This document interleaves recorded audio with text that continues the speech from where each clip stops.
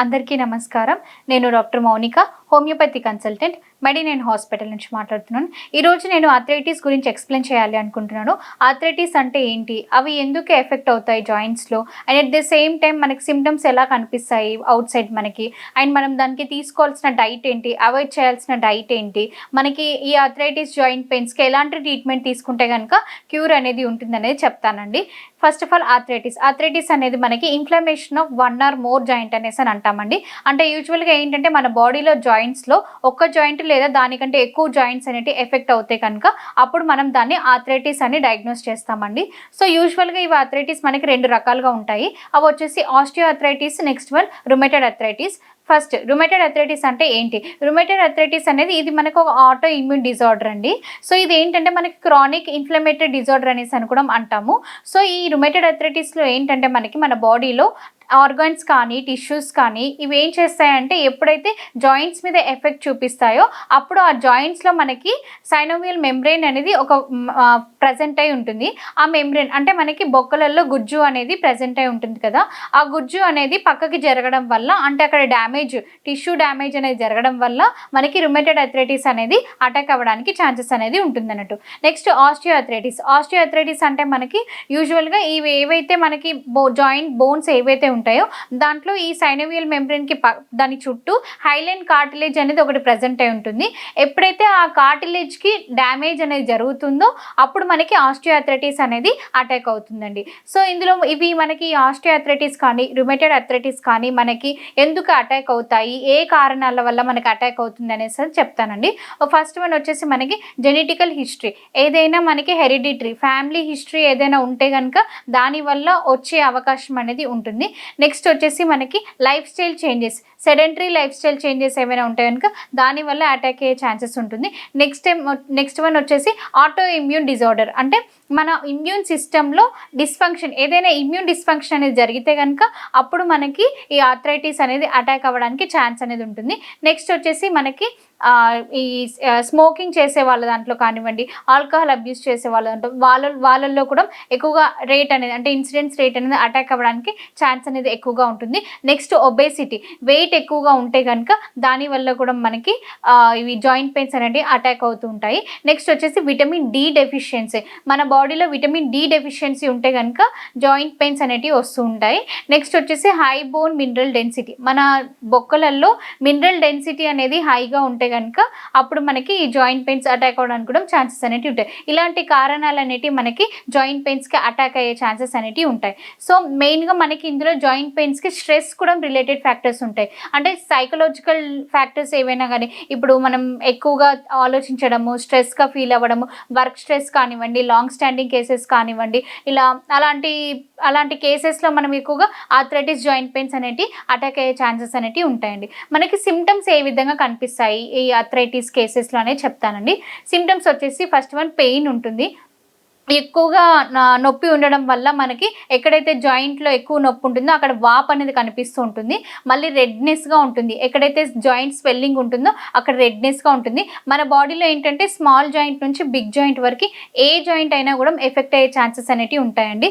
మనకి వాపు ఉన్న చోట బోన్ వాపు ఉన్న చోట మనకి నొప్పి ఉన్న చోట మనకి స్కిన్ ముట్టుకుంటే కనుక పైన వామ్గా అనిపిస్తుంది. అంటే ఆ జాయింట్ అనేది మనకి వేడిగా టెంపరేచర్గా కనిపిస్తూ ఉంటుంది మనకి వామ్నెస్ అనేది.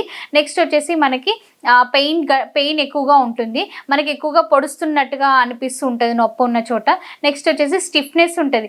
స్టిఫ్నెస్ ఆఫ్ ద మజిల్ కానివ్వండి, మళ్ళీ నెక్స్ట్ జాయింట్ కానివ్వండి స్టిఫ్నెస్గా అనిపిస్తుంటుంది. అంటే మనం నిల్చున్నప్పుడు కూర్చోడానికి మనకి ఏంటంటే జాయింట్స్ స్టిఫ్గా అయిపోయినట్టుగా గట్టిగా అయిపోయినట్టుగా అనిపిస్తుంది. ఆ ఫీల్ అనేది అనిపిస్తుంది మనకి స్టిఫ్నెస్ అనేది. సో నెక్స్ట్ వచ్చేసి మనకి ఫీవర్ ఉంటుంది. జాయింట్ పెయిన్స్ ఎక్కువగా ఉండడం వల్ల కొన్ని కేసెస్లో ఫీవర్ అనేది కనిపిస్తుంది. ఆ ఫీవర్తో పాటు చలి జ్వరం కూడా ఉంటుంది. చలి కూడా పెడుతూ ఉంటుంది. ఇలాంటివి అనేది మనకి జాయింట్ పెయిన్స్ ఆర్థరైటిస్ కేసెస్లో ఇలాంటి సిమ్టమ్స్ అనేటివి కనిపిస్తూ ఉంటాయి. సో మనం ఇలాంటి ఆర్థరైటిస్ ప్రాబ్లమ్స్కి మనం అవాయిడ్ చేయాల్సిన ఫుడ్ ఎటువంటిది అంటే కనుక మనము చింతపండు పులుపు, ఆలుగడ్డ, శామగడ్డ, కందగడ్డ, ముల్లంగి, నెక్స్ట్ అవుట్ సైడ్ ఫుడ్ కానివ్వండి, నెక్స్ట్ ఇది మనకి డైరీ ప్రోడక్ట్స్ కానివ్వండి, స్వీట్స్ కానివ్వండి, నెక్స్ట్ ఆయిలీ ఫుడ్స్ కానివ్వండి, జంక్ ఫుడ్స్, బేకరీ ఐటమ్స్ కానివ్వండి, ఇటువంటి కొంచెం ఏంటంటే అవాయిడ్ చేయాలి. మనం ఇలాంటి ఫుడ్ అవాయిడ్ చేస్తే కనుక గోంగూర, వంకాయ అది కూడా, next sea food, next chicken, non veg కానివ్వండి, ఇటువంటి కొన్ని ఫుడ్స్ అనేవి అవాయిడ్ చేస్తే కనుక మనకి జాయింట్ పెయిన్స్ నుంచి రిలీఫ్ అనేది దొరుకుతుంది. నెక్స్ట్ మనం తీసుకోవాల్సిన ఆహారం, ఎటువంటి ఆహారం తీసుకుంటే కనుక మనకి బెనిఫిషియల్గా ఉంటుంది అంటే కనుక ఎక్కువగా కాల్షియం కంటెంట్ ఫుడ్ అనేది ఎక్కువగా తీసుకోవాలి. అంటే మనం మిల్క్ కానివ్వండి, ఎగ్స్, బాయిల్డ్ ఎగ్స్ కానివ్వండి, green leafy vegetables, next fibre content food, sweet corn, ఇలాంటి కొన్ని యాపిల్స్, ఫ్రూట్స్లో యాపిల్ కానివ్వండి, ఆరెంజ్ కానివ్వండి, నెక్స్ట్ మనకి ఎక్కువగా ఏమంటారు అవకాడో ఫ్రూట్ కానివ్వండి, అటువంటి ఎక్కువగా ఉంటాయి. అందులో ఎక్కువగా పోషకాహారాలు అంటే ఎక్కువగా ఉంటాయి. కివీ ఫ్రూట్లో కానివ్వండి, డ్రాగన్ ఫ్రూట్స్ కానివ్వండి, అటువంటి ఫ్రూట్లో మనకి ఏంటంటే ఎక్కువగా మనకి మినరల్స్ అనేవి అవైలబుల్గా ఉంటాయి కాబట్టి కాల్షియం కంటెంట్ ఎక్కువ ప్రొడ్యూస్ అవుతుంది ఆ ఫ్రూట్స్ నుంచి. సో అలాంటి ఫ్రూట్స్ తింటే కనుక మనకి జాయింట్ పెయిన్స్ అనేవి కొంచెం బెటర్గా రిలీఫ్ అనేది ఉంటుంది ఇలాంటి ఫుడ్ తీసుకుంటే కనుక. సో మనం ఎవరైతే ఈ జాయింట్ పెయిన్స్తో సఫర్ అవుతున్నామో వాళ్ళకి ఏంటంటే మనకు హోమియోపతిలో బెస్ట్ ట్రీట్మెంట్ అనేది అవైలబుల్గా ఉంది. అంటే హోమియోపతి మెడిసిన్స్ ఈ బెటర్గా రిలీఫ్ అనేవి ఇస్తాయి యూజువల్గా ఇలాంటి జాయింట్ పెయిన్స్కి. ఎందుకనేసానంటే మనకి యూజువల్గా రూట్ కాజ్ నుంచి, అంటే మనకి ఏదైనా డిసీజ్ అటాక్ అయినప్పుడు పైన సిమ్టమేటికల్గా ట్రీట్మెంట్ ఇవ్వకూడదు. మనం ఏంటంటే హోమియోపతి మెడిసిన్స్ ఏం చేస్తాయి అంటే మాత్రం లోపల ఉన్న రూట్ కాజ్ నుంచి ప్రాబ్లమ్ని మళ్ళీ రీయకర్ అవ్వకుండా, రిపీట్ అవ్వకుండా, ఫ్యూచర్లో మళ్ళీ ప్రాబ్లం ఫేస్ చేయకుండా పర్మనెంట్గా తగ్గించుకునే అవకాశం అనేది మనకి హోమియోపతి మెడిసిన్స్లో ఉంటుంది. అండ్ ఈ హోమియోపతి మెడిసిన్స్ ఏంటంటే మనకి వీటికి సైడ్ ఎఫెక్ట్స్ లాంటివి కానీ ఏవి ఉండవన్నట్టు. ఇవి యూజువల్గా ఏంటంటే మనకి న్యాచురల్ ప్లాంట్స్ నుంచి, హెర్బ్స్ నుంచి, షెర్బ్స్ నుంచి, వాటి నుంచి ప్రిపేర్ చేసిన మందులు కాబట్టి సో మనకి సైడ్ ఎఫెక్ట్స్ లాంటివి ఏవి ఉండవు. సో మనం రూట్ కాజ్ నుంచి ట్రీట్మెంట్ అనేది ఇస్తాం కాబట్టి అప్పుడు మనకి ఫ్యూచర్లో రిపీట్ అవ్వకుండా మళ్ళీ పర్మనెంట్గా తగ్గించుకునే ఛాన్సెస్ అనేవి ఈ హోమియోపతి మెడిసిన్స్లో అవైలబుల్ ఉంటుందండి. సో ఎవరైతే ఇలాంటి జాయింట్ పెయిన్స్తో సఫర్ అవుతున్నారో మీరు మా మెడినైన్ హాస్పిటల్కి సంప్రదించండి. మీకు doctors, medicines, immunity and diet, exercise ఇవన్నీ ఎక్స్ప్లెయిన్ చేస్తారండి. ఎవరైనా సఫర్ అవుతే కనుక మీరు రావచ్చండి హాస్పిటల్కి. Thank you so much. అందరికీ నమస్కారం. నా పేరు doctor D Madhuri, MD Ayurveda, consultant in Medinine hospital. ఈరోజు ఫిస్టులా ఇన్ యానో కేస్ గురించి తెలుసుకుందాం. Fistula in ano or perianal abscess గురించి.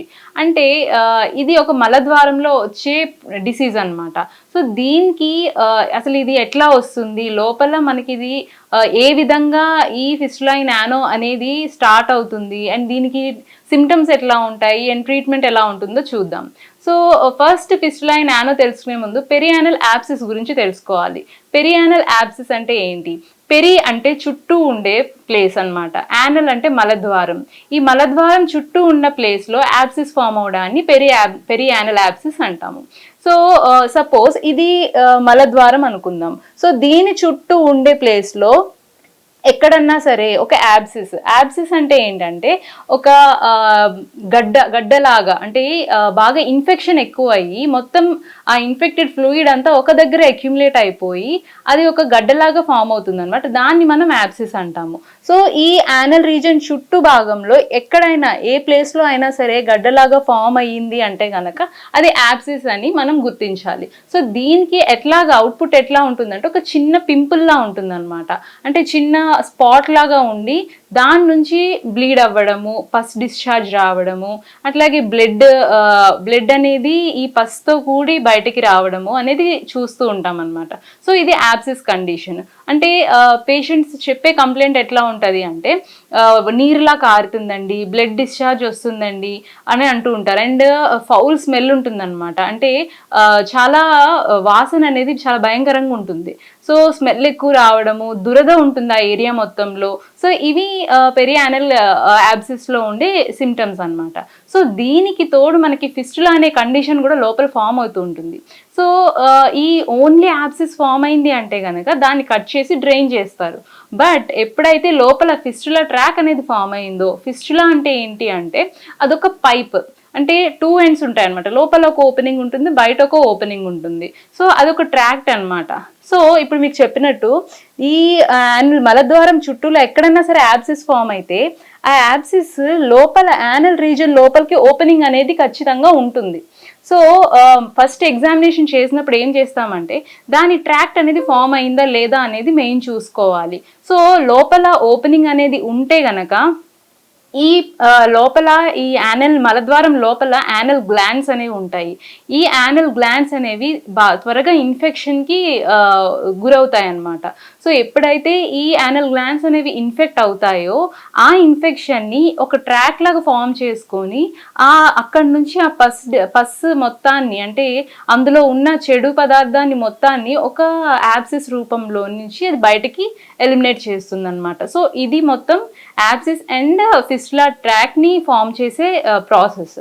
సో ఇందులో కంప్లైంట్స్ ఎట్లా ఉంటాయి అంటే పేషెంట్ కూర్చోడానికి చాలా ఇబ్బంది పడుతూ ఉంటారు, కూర్చోలేరు. అండ్ నడుస్తున్నప్పుడు కూడా ఆ రప్చర్ జరగడం వల్ల పెయిన్ అనేది చాలా సివియర్గా ఉంటుందన్నమాట. అంటే భరించలేనంత నొప్పి ఉంటుంది. అట్లాగే ఆ ఏరియాలో మంటగా ఉంటుంది అండ్ దురద కూడా ఉంటుంది. సో ఈ కండిషన్ అండ్ మోషన్ పాస్ చేస్తున్నప్పుడల్లా చాలా పెయిన్ఫుల్ ఉంటుందన్నమాట. సో కొంతమందిలో ఎట్లా అంటే ఓన్లీ యాబ్సిస్ ఉన్నప్పుడు పెయిన్ అనేది ఉండదు. సో వాళ్ళు ఏం చేస్తారు, పెయిన్ లేదు, అదేదో నార్మల్గా గడ్డ ఫామ్ అయింది, తర్వాత అది కట్ అయ్యి బయటకు పస్ అంతా వచ్చేసింది, నార్మల్ అయిపోయింది అనుకుంటారు.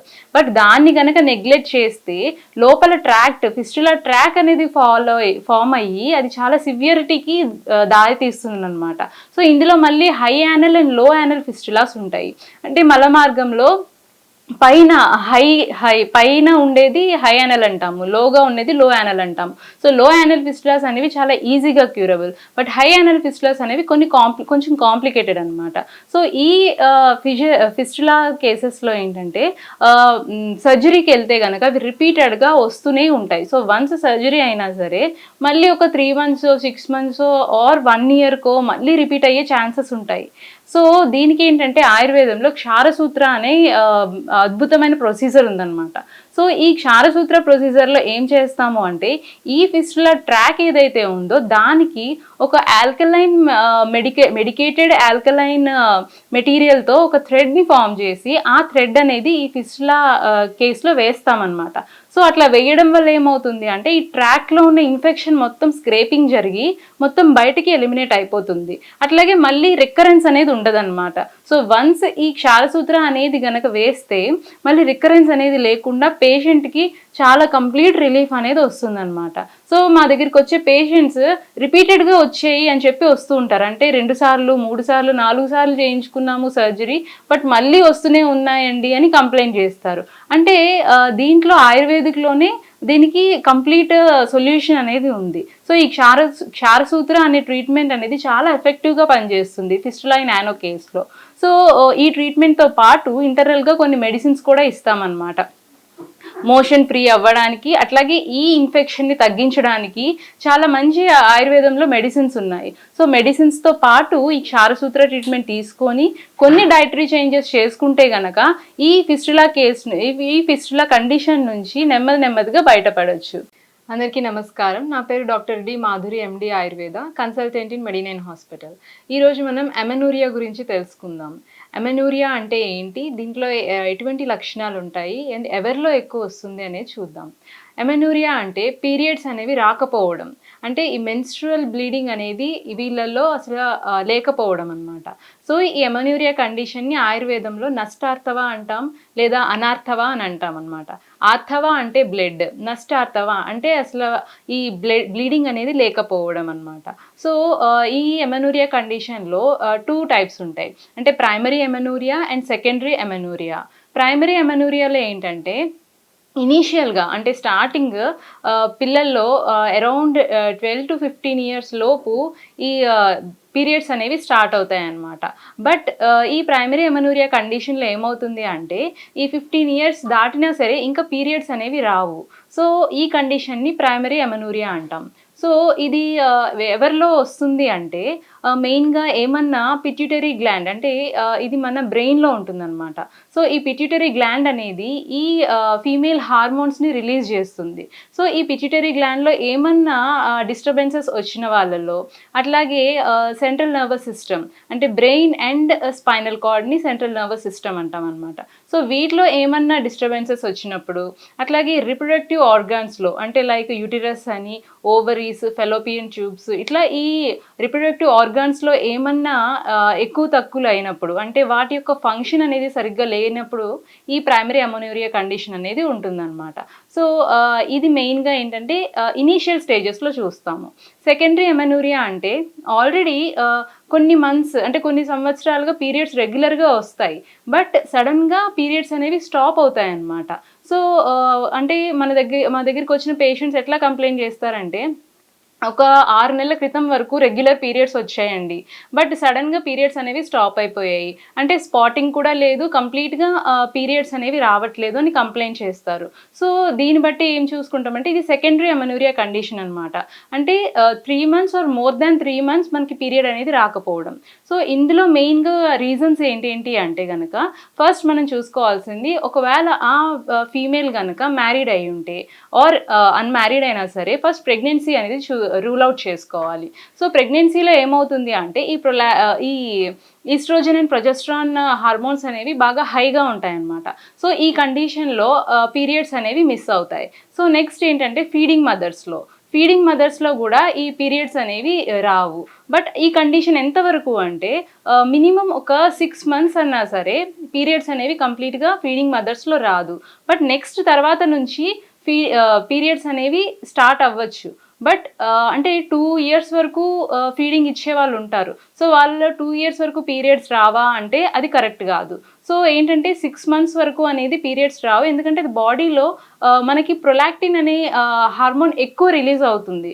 పిట్యూటరీ గ్లాండ్ అనేది ఈ ప్రొలాక్టిన్ హార్మోన్ ఎక్కువ రిలీజ్ చేయడం వల్ల మనకి పీరియడ్స్ అనేవి ఈ ఫీడింగ్ మదర్స్లో ఉండవన్నమాట. బట్ ఆఫ్టర్ 6 months అనేది ఈ ప్రొలాక్టిన్ హార్మోన్స్ నెమ్మదిగా తగ్గుతూ పీరియడ్స్ అనేవి రెగ్యులర్ అవ్వచ్చు.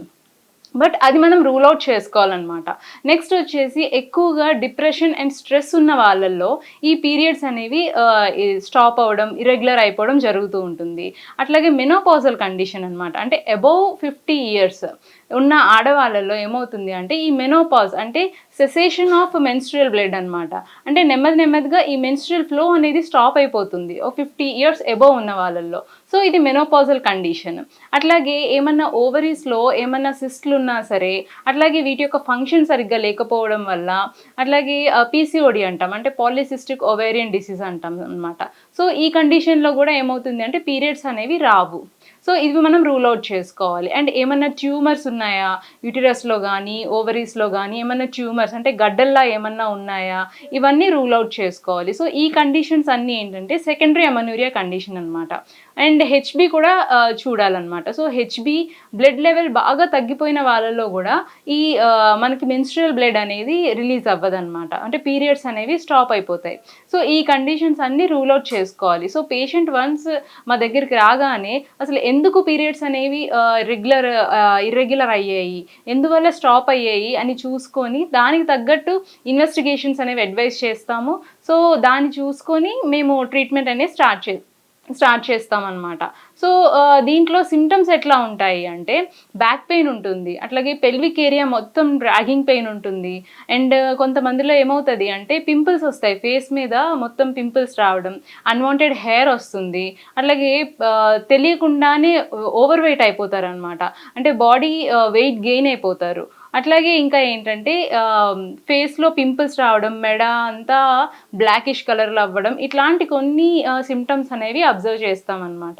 సో దీన్ని బట్టి ఏంటి రూల్ అవుట్ చేసుకోవాలి, ఇది దేనివల్ల ఈ ఎమనూరియా కండిషన్ అనేది వచ్చింది అని రూల్ అవుట్ చేసుకొని ట్రీట్మెంట్ ఇస్తాం. సో దీనికి ఆయుర్వేదంలో ఈ ఎమనూరియా కండిషన్ని నష్టార్థవ అని అంటాం. సో ఇందులో ఏమవుతుంది అంటే ఆయుర్వేదం ప్రకారం వాతదోషం అండ్ కఫదోషం ఈ రెండు ఎక్కువ అయిపోవడం వల్ల, వీటి ఇన్వాల్వ్మెంట్ ఎక్కువ ఉండడం వల్ల ఈ మెన్స్ట్రువల్ బ్లడ్ ఫ్లో ఏదైతే జరగాల్సిందో అది అబ్స్ట్రక్ట్ జరుగుతుందన్నమాట. అది అబ్స్ట్రక్షన్ జరగడం వల్ల మనకి ఈ బ్లీడింగ్ అనేది స్టాప్ అయిపోతుంది. సో ఈ వాతం అండ్ కఫ దోషాలని తగ్గించడానికి మెడిసిన్స్ అనేవి ఇస్తాము. సో దీనివల్ల ఏమవుతుంది అంటే ఈ హార్మోనల్ రెగ్యులేషన్ అనేది జరిగి పీరియడ్స్ అనేవి రెగ్యులర్ అవుతాయి అన్నమాట. సో దీనికి ఆయుర్వేదంలో చాలా మంచి ఔషధాలు ఉన్నాయి. అట్లాగే హార్మోనల్ ఇంబ్యాలెన్స్ తగ్గించడానికి దీనికి అసోసియేటెడ్గా thyroid related problems and PCOD related problems కూడా వస్తూ ఉంటాయి. సో దానికి కూడా రిలేటెడ్గా మెడిసిన్స్ ఇవ్వడం జరుగుతుంది. సో దీంతో పాటు పంచకర్మ ప్రొసీజర్స్ అని కూడా ఇస్తూ ఉంటాం అనమాట. లైక్ ఉత్తరవస్తి అని, అట్లాగే మాత్రావస్తి అని ఎనిమా థెరపీస్ ఉంటాయి. సో ఇవి కూడా ఇవ్వడం వల్ల మెడిసిన్స్తో పాటు పేషెంట్స్కి చాలా బెనిఫిట్గా ఉండి పీరియడ్స్ అనేవి నెమ్మదిగా రెగ్యులరైజ్ అయ్యే ఛాన్సెస్ ఉంటాయి అన్నమాట. సో మెయిన్గా ట్రీట్మెంట్లో మెడిసిన్స్ ఎట్లా ఇస్తాము అంటే, ఫర్ ఎగ్జాంపుల్ ఫలఘృతం అని, అట్లాగే కళ్యాణక ఘృతం అని, దశమూల అరిష్ట అని, ఇలా కొన్ని మెడిసిన్స్ అనేవి మేము పేషెంట్ కండిషన్ బట్టి అడ్వైస్ చేస్తామన్నమాట.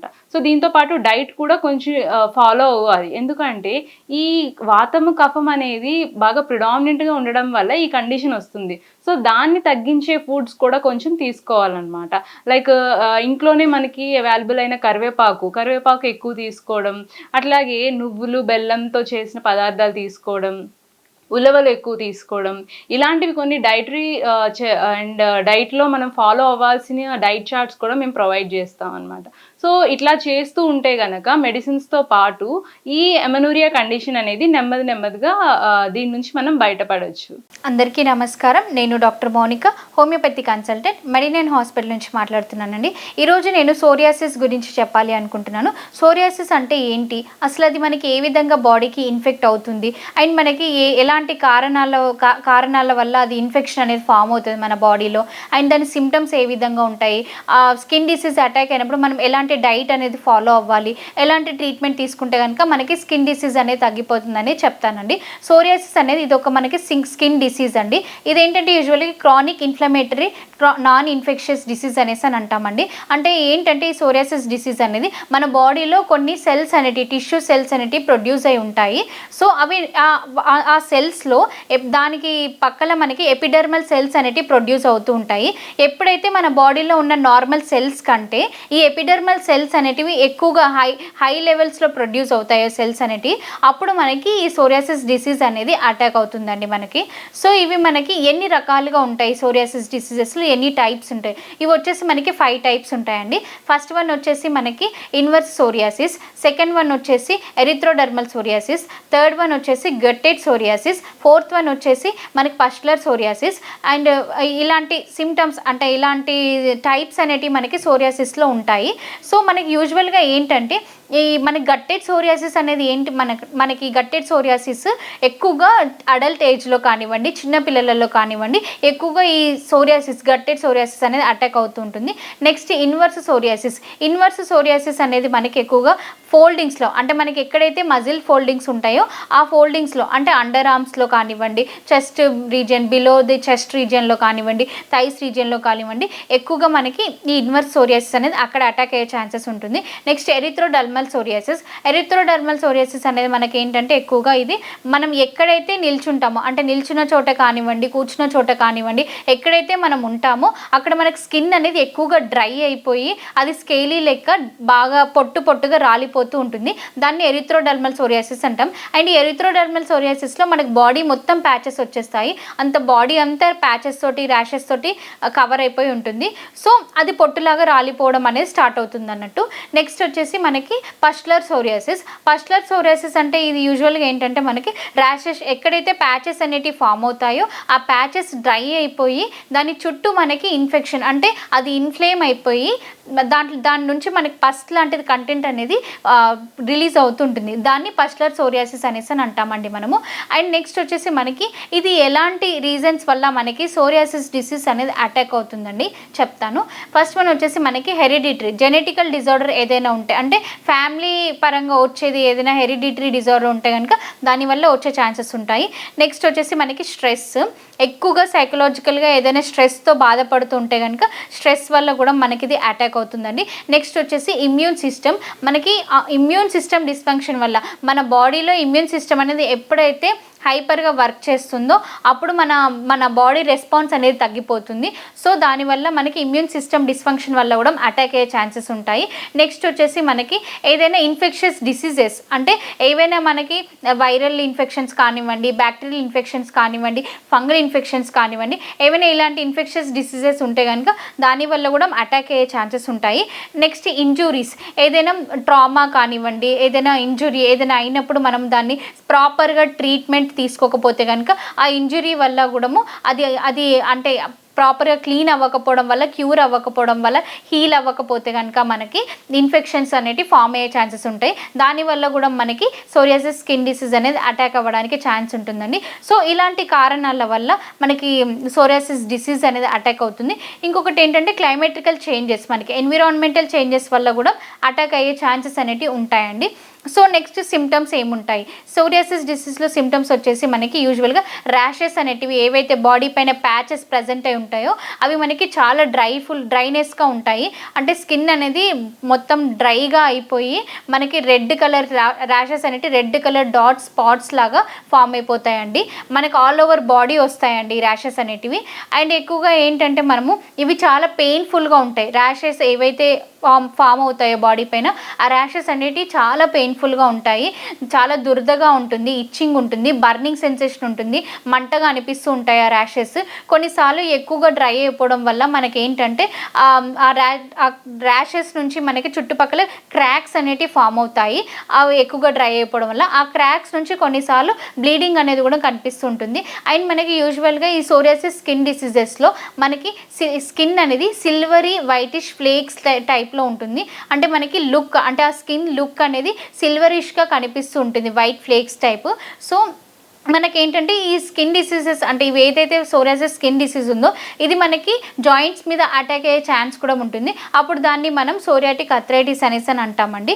నెక్స్ట్ వచ్చేసి మనకి స్కాల్ప్ సోరియాసిస్ అని ఉంటుంది, పామర్ సోరియాసిస్ అనేసి అని అంటాము, ప్లాంటర్ సోరియాసిస్ అనేసి అని అంటాము. స్కాల్ప్ సోరియాసిస్ అనేది ఏంటంటే మనకి యూజువల్గా మనకి తలలో, అంటే తలలో ఫామ్ అయ్యేదాన్ని స్కాల్ప్ సోరియాసిస్ అనేసి అంటాము. ఇది ఎక్కువగా ఏంటంటే డ్రైగా ఫామ్ అయిపోయి మనకి డాండ్రఫ్ లాగా పొట్టుగా రాలుతూ ఉంటుంది స్కాల్ప్ సోరియాసిస్ అనేది. నెక్స్ట్ పామ్ సోరియాసిస్, ఇది ఏంటంటే యూజువల్లీ పామ్ సోరియాసిస్ ఓన్లీ హ్యాండ్స్లో వస్తుంది, మనకి అరిచేతులలో వస్తుంటుంది ఈ పామ్ సోరియాసిస్ అనేది. అవి కూడా డ్రైగా ఉంటాయి ర్యాషెస్, ఇచ్చింగ్, చాలా క్రాక్స్ లాగా వచ్చి డ్రై అయిపోయి చాలా దురదగా మంటగా కూడా అనిపిస్తుంటుంది. కొన్నిసార్లు మనకి బ్లీడ్ అవుతూ ఉంటాయి ఆ ప్యాచెస్ నుంచి. నెక్స్ట్ ప్లాంటర్ సోరియాసిస్ అనేది మనకి పాదాలకు వస్తుందండి. ఈ పాదాలలో మనకి అంటే కాలి ఫింగర్స్కి కూడా అటాక్ అయ్యే ఛాన్స్ అనేది ఉంటుంది. దాన్ని పామర్ సోరియాసిస్ అనేసి అని అంటామండి.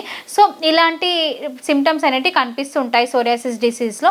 నెక్స్ట్ మనకి ఎలాంటి ఫుడ్ అనేది అవాయిడ్ చేయాలి, డైట్ ఎలాంటివి తీసుకోవాలని చెప్తానండి.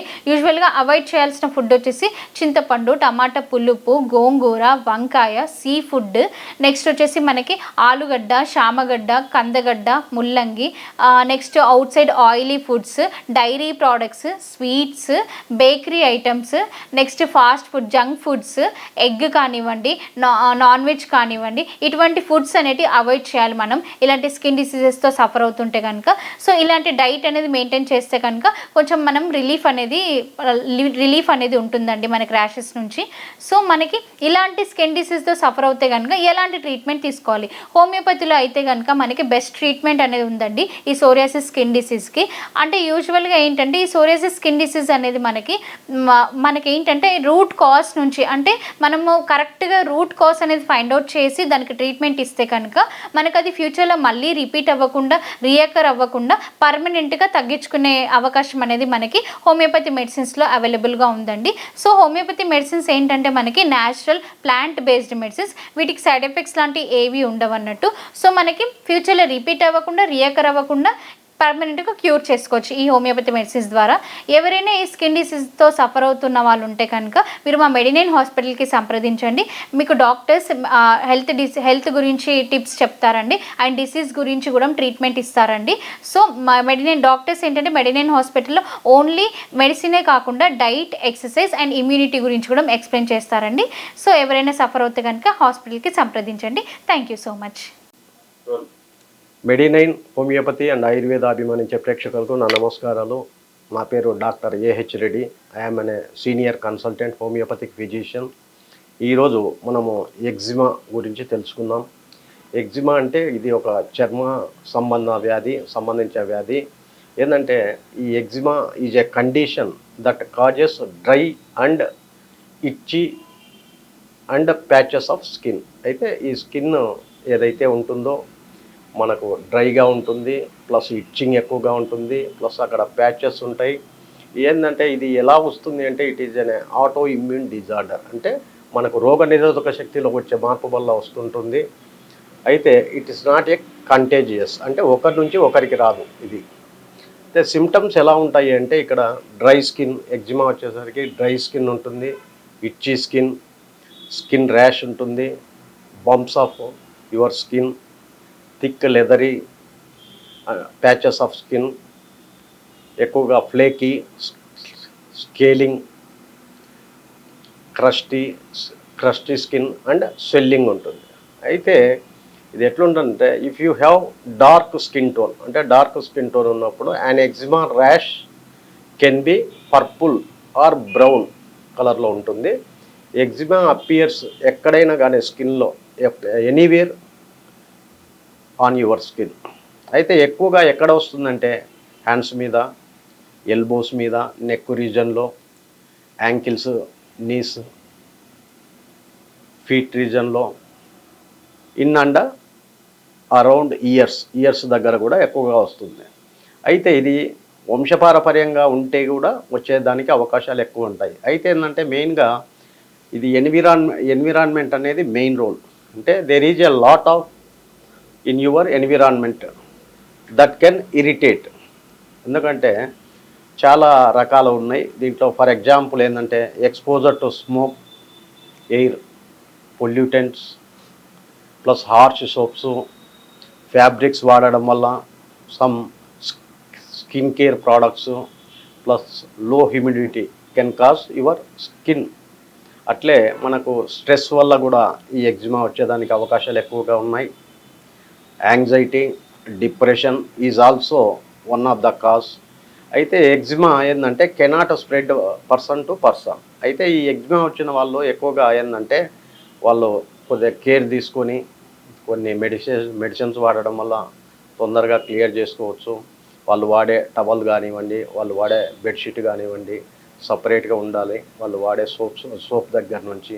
అట్లే దీనికి టెస్ట్ కూడా ఉంటుంది మనకు. ఒకవేళ ఈ ఎగ్జిమా టెస్ట్ చేసుకోవాలంటే డయాగ్నోసిస్ పర్పస్ అలర్జీ టెస్ట్ అని ఉంటుంది, స్కిన్ బయాప్సీ టెస్ట్ ఉంటుంది. మెయిన్గా మనకు హోమియోపతిలో చాలా రకాల మందులు ఉన్నాయి. వాళ్ళ యొక్క కాన్స్టిట్యూషన్ను బట్టి మనము మందు ఇవ్వగలిగితే హోమియోపతి ద్వారా మనము అయితే చర్మ వ్యాధి అంటేనే మొండి వ్యాధి, చాలా సంవత్సరాలు వేధిస్తూ ఉంటుంది. అయితే హోమియోపతిలో చాలా రకాల మందులు ఉన్నాయి. వారి యొక్క కాన్స్టిట్యూషన్ను బట్టి మనం మందు ఇవ్వగలిగితే ఖచ్చితంగా వితిన్ షార్ట్ పీరియడ్లో మనము ఈ యొక్క ఎగ్జిమాను తగ్గించుకోవచ్చు. మెయిన్గా ఏంటంటే మనకు మెడిసిన్స్ వచ్చేసరికి for example graphites, sulphur, mezereum, calcarea sulph, kali sulph, ఇట్లా చాలా రకాల మెడిసిన్స్ ఉన్నాయి. సో ఇట్లా ఈ విధంగా మనము హోమియోపతి వారి ద్వారా క్లియర్ చేసుకోవచ్చు. నమస్తే. మెడినైన్ హోమియోపతి అండ్ ఆయుర్వేద అభిమానించే ప్రేక్షకులు నా నమస్కారాలు. నా పేరు doctor AH Reddy. I'm a senior consultant homoeopathic physician. మనము ఈరోజు ఫీవర్స్ గురించి తెలుసుకుందాం. యాక్చువల్గా ఎక్కువగా ఇప్పుడు వర్షాకాలం వచ్చేసరికి ఈ ఫీవర్స్ ఎక్కువగా కనపడుతూ ఉంటాయి. మనకు ఫీవర్ అనే ఫీవర్ అని ఎప్పుడు అంటామంటే మన నార్మల్ టెంపరేచర్ నుంచి ఎప్పుడైతే హై టెంపరేచర్ వస్తుందో అప్పుడు మనం దాన్ని ఫీవర్ అని అంటాం. యాక్చువల్గా నార్మల్గా టెంపరేచర్ అనేది 98.6 degrees ఉంటుంది.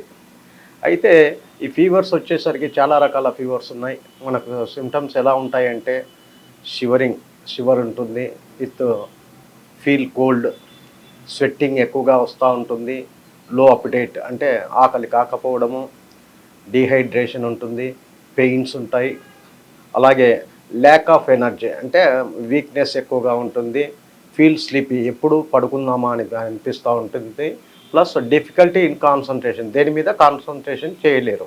అదే చిల్డ్రన్స్కి వచ్చేసరికి hot to touch the skin అంటే మన బాడీకి టచ్ చేస్తే చాలా హాట్గా ఉంటుంది, ఫ్లష్డ్ చీక్స్ అంటే చెంపలు ఉబ్బి ఉంటాయి, స్వెట్టింగ్ ఎక్కువగా వస్తుంది. ఇన్ హై ఫీవర్స్లో అయితే ఎక్కువగా ఇరిటబిలిటీ ఉంటారు, ప్లస్ కన్ఫ్యూజన్ ఉంటుంది, ప్లస్ కొద్దిమందికిలో ఈ హై ఫీవర్తో పాటు సీజర్స్ వస్తాయి. చాలామంది పిల్లలకు ఫీవర్ వచ్చినప్పుడు ఎక్కువగా ఉన్నప్పుడు ఫిట్స్ వస్తూ ఉంటాయి. అయితే దీనికి కాజెస్ ఏంటంటే ఎప్పుడైతే మనకు and infection such as strep throat అంటే థ్రోట్ ఇన్ఫెక్షన్ వచ్చేప్పుడు ఎక్కువగా పిల్లలలో వస్తూ ఉంటుంది, ఫ్లూ అంటే మన కోల్డ్ జలుబు వచ్చినప్పుడు కూడా వస్తూ ఉంటుంది, చికెన్ పాక్స్లో కానీ న్యూమోనియా, COVID-19 ఇట్లా వస్తూ ఉంటుంది. అట్లే పెద్దలకు వచ్చే అడల్ట్స్కు వచ్చేసరికి ఇప్పుడు రుమటాయిడ్ ఆర్థరైటిస్లో కూడా ఫీవర్స్ వస్తూ ఉంటాయి. Over exposing skin to sun హీట్కు ఉంటుంది, దీనివల్ల సన్ స్ట్రోక్ వస్తుంది, డిహైడ్రేషన్ వల్ల కూడా ఫీవర్స్ ఎక్కువగా వస్తుంటాయి.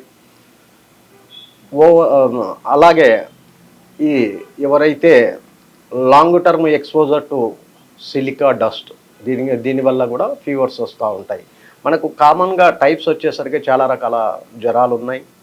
స్పెషల్గా మనం వింటూ ఉంటాం, ఎక్కువగా మనకు టైఫాయిడ్ అనే ఫీవర్ ఎక్కువగా చాలామందికి వస్తుంటుంది, దీన్నే ఎంటరిక్ ఫీవర్ కూడా అంటారు. ఏంటంటే it is a bacterial infection caused by food అంటే మనకు ఇది బ్యాక్టీరియల్ ఇన్ఫెక్షన్ ఫుడ్ వల్ల ప్లస్ మనం తాగే వాటర్ వల్ల వస్తుంది. అయితే ఈ టైఫాయిడ్ ఫీవర్ అనేది హై రిస్క్ ఇన్ చిల్డ్రన్స్లో అయితే కొద్దిగా రిస్క్ ఉంటుంది. కామన్గా సిమ్టమ్స్ ఎలా ఉంటాయి అంటే దీంట్లో టైఫాయిడ్లో హై ఫీవర్ విత్ వామిటింగ్స్ ఉంటుంది, హెడేక్, స్టొమక్ పెయిన్, వీక్నెస్, కొద్దిమందిలో మోషన్స్ కూడా ఉంటాయి, లూజ్ స్టూల్స్ కూడా వస్తుంటాయి. సెకండ్ వన్ వచ్చేసి మలేరియా ఫీవర్. ఈ మలేరియా ఫీవర్ ఎట్లా ఉందంటే this disease caused by parasite. ఈ parasite spread to humans through the bites of infected mosquitoes. ఏదైతే ఇన్ఫెక్టెడ్ మస్కిటోస్ కుట్టడం వల్ల ఈ యొక్క మలేరియా వస్తుంది. అయితే ఇక్కడ మలేరియాలో హై ఫీవర్తో పాటు హై చిల్స్ ఉంటాయి, చలి ఎక్కువగా ఉంటుంది, దీనికి ఎక్కువగా ఫీలింగ్ ఆఫ్ డిస్కంఫర్ట్గా ఫీల్ అవుతుంటారు, హెడేక్ ఉంటుంది, హెడేక్తో పాటు ఫీవర్తో పాటు నాజియా అండ్ వామిటింగ్ ఉంటుంది, plus abdominal pain, joint pains ఉంటాయి, మజిల్ పెయిన్స్ ఉంటాయి, కాఫ్ ఉంటుంది, rapid breathing and rapid heart rate ఉంటుంది. అయితే ఒక్కొక్కసారి ఈ మలేరియాలో ఏమవుతుందంటే ఫాలోడ్ బై హై ఫీవర్ అంటే హై ఫీవర్ వస్తుంది, వెనకమ్మడే followed by sweating come down to normal temperature అనేది ఆ స్వెట్టింగ్ వచ్చేసి నార్మల్ టెంపరేచర్కి వస్తుంది. అలాగే ఇప్పుడు ఎక్కువగా ఈ సీజనల్గా ఈ కాలంలో వర్షాకాలంలో ఎక్కువగా వస్తూ ఉంటుంది మలేరియా. ఎక్కువగా మనం ఏం చేయాలి అంటే ఎక్కువగా ఈ దోమతెరలు వాడుకోవాలా, మస్కిటోస్ ఇంట్లో ఎక్కువగా లేకుండా జాగ్రత్తలు తీసుకోవాలా, వీలైనంత వరకు హాట్ వాటర్ తాగితే వేడి చేసుకొని చల్లార్చిన నీళ్ళు తాగితే మంచిది. అలాగే నెక్స్ట్ వచ్చేసరికి డెంగ్యూ ఫీవర్. ఈ డెంగ్యూ ఫీవర్ కూడా దోమల ద్వారానే వ్యాపిస్తుంది, సంక్రమించే వ్యాధి. అయితే కొన్ని తీవ్రమైన డెంగ్యూ కేసులలో తీవ్ర రక్తస్రావం జరిగి షాక్స్కు దారితీస్తుంది, ఇది ప్రాణాంతకం. ప్లస్ హై ఫీవర్ ఉంటుంది వీటిలో. అట్లనే కొద్దిమందికి దద్దుర్లు కూడా వస్తాయి, headache, pains, joint and muscle pains ఉంటాయి. ఇది ఒక 4 రకాల వైరస్ల వల్ల వస్తుంది. ఆ వైరస్లలో మెయిన్గా వెస్ట్ నైల్, ఎల్లో ఫీవర్ అనే వైరస్ల వల్ల కారణమయ్యే వైరస్లు ఇవి. అట్లే ఎప్పుడైనా ఈ డెంగ్యూ జ్వరం వచ్చిన వ్యక్తి చుట్టూ ఉండడం ద్వారా మనకు వ్యాపించదు. ఏదైతే ఈ మస్కిటో ఉంటుందో డెంగ్యూ సోకిన వ్యక్తి కుట్టిన దోమ మరొకరిని కుడితే మాత్రమే వారికి ఈ యొక్క వైరస్ బ్లడ్లో ఇన్ఫెక్షన్ వస్తుంది, వైరల్ ఇన్ఫెక్షన్. సో నెక్స్ట్ వచ్చేసరికి చికెన్ గునియా. ఈ చికెన్ గునియాలో కూడా ఇది కూడా ఏంటంటే ఒక viral infection transmitted by mosquitoes. ఇది కూడా దోమ వల్ల వచ్చేదే. అయితే దీంట్లో కూడా ఏంటంటే ఫీవరు, జాయింట్ పెయిన్స్ సడన్లీ, అంటే సడన్గా వస్తాయి, హెడేక్ ఉంటుంది, ఫ్యాటిగ్యూ. అయితే దీంట్లో ఎక్కువగా రెస్ట్ తీసుకోవాలా. ఈ చికెన్ గునియాలో నొప్పులు విపరీతంగా ఉంటాయి, తొందరగా ఇవి తగ్గవు, చాలా నెలలు వేధిస్తుంటాయి. అయితే ఎక్కువగా రెస్ట్ తీసుకోవడం, ఫ్లూయిడ్స్ తీసుకోవడం వల్ల మంచిది. అట్లే పెయిన్ మెడికేషన్స్ తీసుకోవడం మంచిది, మస్ట్ రిలీవ్. అయితే హోమియోపతి వచ్చేసరికి ఇక్కడ ఈ ఫీవర్స్ కానివ్వండి, సీజనల్ ఫీవర్స్కు చాలా ప్రివెంటివ్ కానివ్వండి, వచ్చిన వారికి కానివ్వండి, చాలా రకాల మందులు ఉన్నాయి. అలా ఆడుకోవడం వల్ల ఈ ఫీవర్స్ తరచూ వచ్చే వాళ్ళు, ఎక్కువగా టైఫాయిడ్ ఎక్కువగా వచ్చే వాళ్ళకు వీలైనంత వరకు టైఫాయిడ్ వ్యాక్సిన్ తీసుకోవడం మంచిది. అలాగే హోమియోపతిక్లో for example arsenicum album, belladonna, bryonia, hepar sulph, rhus tox, ఇట్లా చాలా రకాల మందులు ఉన్నాయి.